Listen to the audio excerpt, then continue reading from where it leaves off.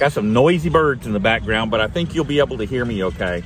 So one of my long-term dash cam projects is the Aukey I think it's the DR02 if I'm not mistaken. Anyway, the long-term vehicle that camera is in was involved in a fender bender. He had a guy hit him from behind. Unfortunately, that camera doesn't have a rear camera, but he had somebody hit him from behind and push him into the vehicle in front of him. And it's all caught on video, on dash cam video. And it is really interesting to watch, to see the quality of this dash cam. Now, there is no audio. The audio is muted.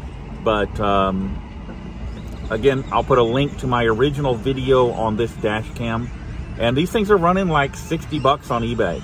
So it's not a bad camera. It just doesn't have GPS for speed and stuff. So give this this little accident video a quick look. Thanks, guys.